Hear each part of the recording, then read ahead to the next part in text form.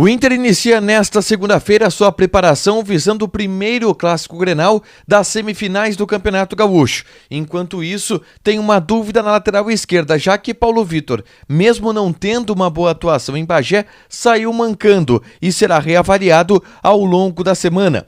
O vice-presidente do Internacional dá uma entrevista que deixa alguma preocupação para o torcedor e explica a situação de Rodrigo Lindoso, que seguirá com o salário pago pelo Internacional e que teve a sua renovação porque o técnico pensou que ia utilizar o atleta.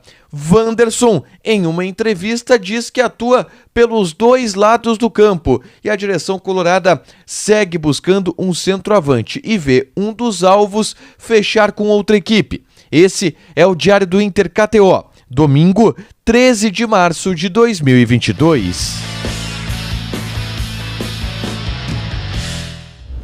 Tudo bem, gente? Obrigado pela participação aqui. Não esquece de deixar teu like, te inscrever, de ativar as notificações. Bora falar do Internacional aqui no A Dupla e a gente começa projetando a preparação do Internacional para enfrentar o Grêmio no próximo sábado pela primeira partida da semifinal do Campeonato Gaúcho. O Internacional se reapresenta nesta segunda-feira às 8h45 da manhã no CT Parque Gigante e a grande expectativa é em cima da presença ou não de Paulo Vitor nesse treinamento.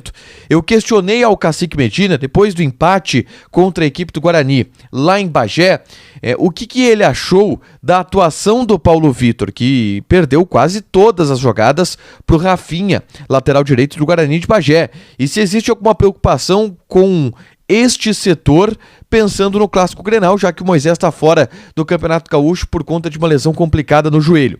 O Medina disse que de fato Paulo Vitor talvez não tenha feito o seu melhor jogo com a camisa do Inter, mas que é um jogador que vem em desenvolvimento, vem em evolução, mas que ele vai utilizar a semana para tentar recuperar alguns jogadores e para ver quem vai estar em melhor condições, pensando no clássico do próximo sábado.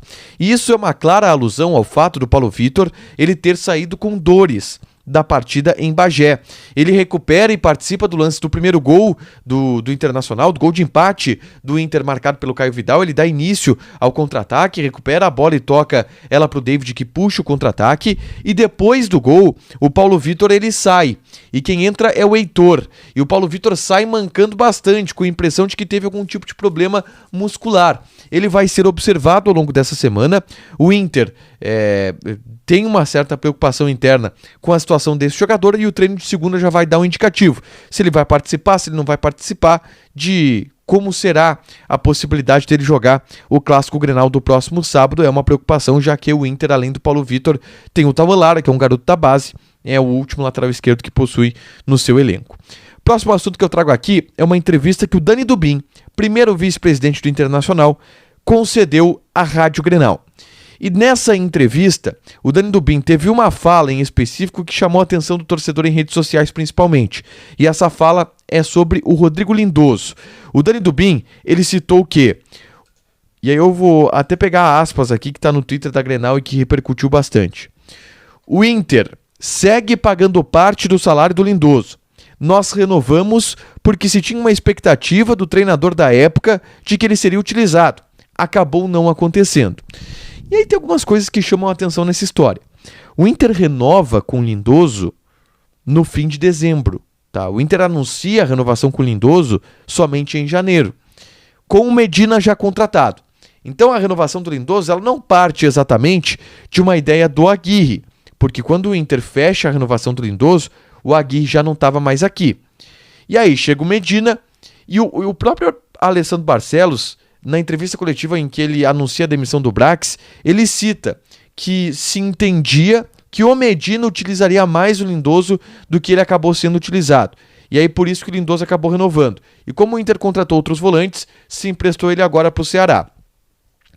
Mas é confuso, é difícil defender a direção nessa história, né? Porque o Lindoso tinha a possibilidade de sair de graça, o Inter não ia pagar nada para ele. O Inter optou por renovar por mais um ano e agora vai pagar 50% do salário do jogador para o Ceará. O Inter vai ter uma despesa de R$70 mil com o atleta que não precisava, porque era só ter liberado ele.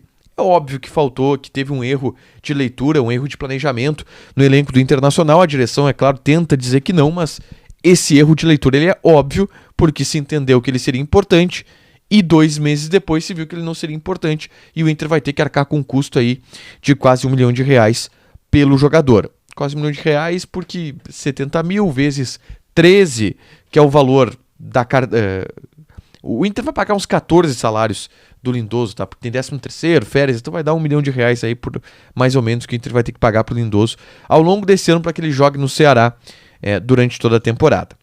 Próximo assunto é sobre negociações. O Inter segue buscando um centroavante no mercado de transferências e viu um dos alvos para o ataque fechar exatamente com o Ceará.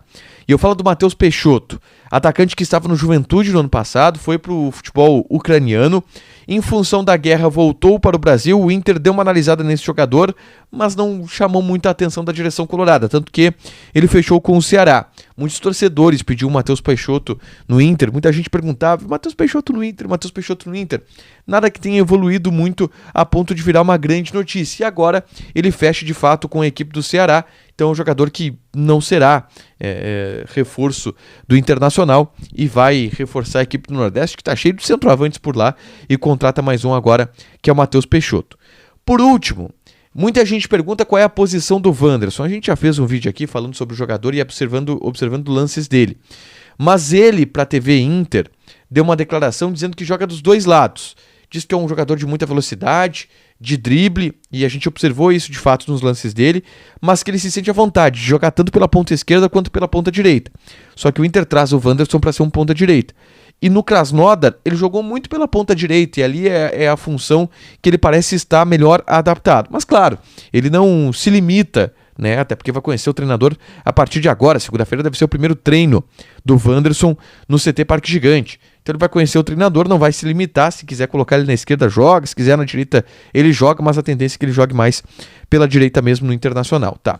Pra fechar, vamos falar de KTO. Senhores, é uma semana que não vai ter tanto jogo no Campeonato Gaúcho. É uma semana que não vai ter jogo, por exemplo, da dupla Grenal, que vai estar se preparando somente lá pro Clássico Grenal do próximo sábado pelo Campeonato Gaúcho.